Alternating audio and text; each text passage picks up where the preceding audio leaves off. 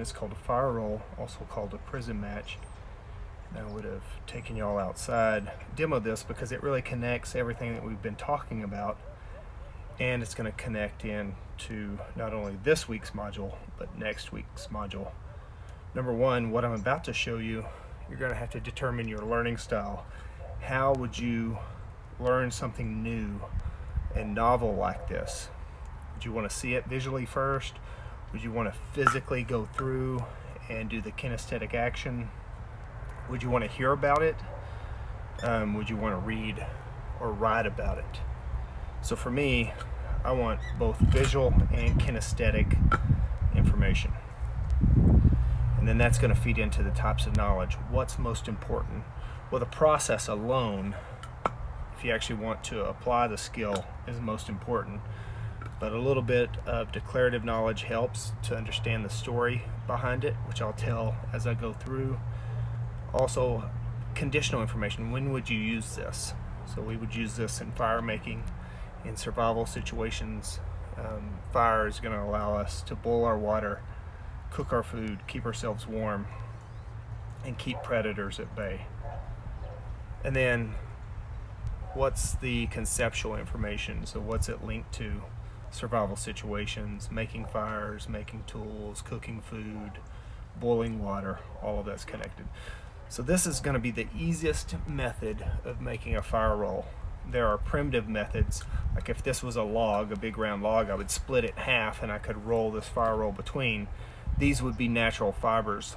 So we live in Texas, and yucca is a natural fiber, which you don't even have to put any powder in the middle of dry yucca. It's difficult, but you can get it to work. But if you're going to learn this new, you need to start with this technique, either between two boards or a piece of concrete and a board.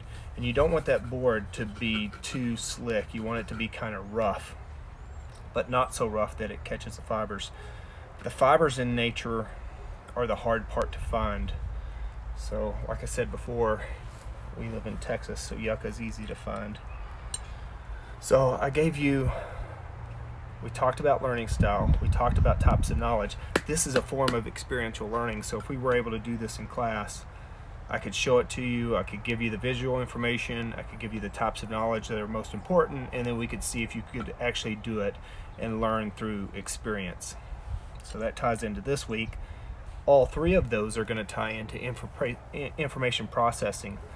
So we learned about information processing theory, and this would be the first part of information processing, being determining not only what learning style is most important, but the types of knowledge and how experiential learning would help us out. So what I've done is I've sprinkled on some wood ash. This could be rust, this could be charcoal, any powdery material, like you could take a dried up piece of wood and put that on there. You're going to roll this up nice and tight inside those fibers. Like I said at the beginning, this is called a fire roll, also called a prison match. It's a way to make primitive fire. So individuals that could do this in prison were super popular, because then individuals could light their cigarettes.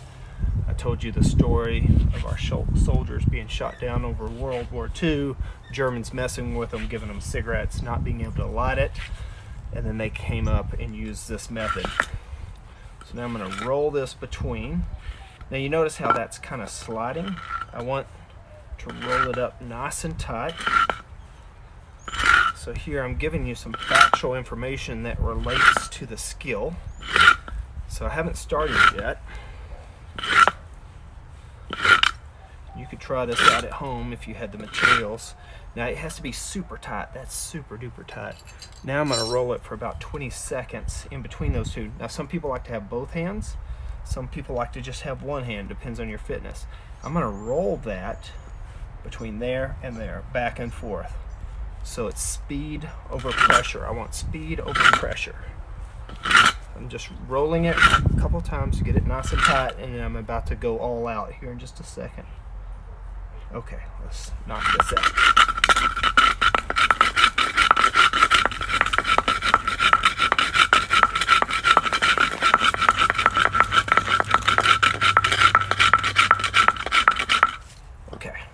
Now you see the smoke.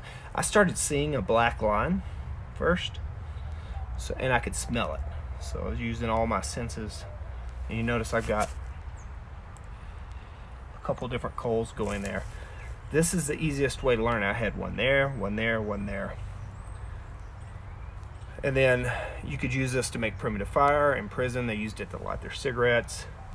It's connected to a lot of other information, but this is what we would have learned had we had the chance to do this face-to-face. I teach this in my wilderness survival class because it's one of the easiest methods of primitive fire to learn, and then we can graduate to things like the bow drill, to the hand drill, and you learn other primitive techniques. Now this is cotton. You could pour water on that and think that you have it out, and it's still going to stay lit. So if you do this at home, make sure you drop it in water and leave it for a while, because if you just pour water on it and then walk away, it could light back up. But this is only one part to a two-part process of making fire. So I would take that coal, drop it into a tinder bundle about the size of a bird's nest, and blow that into flame.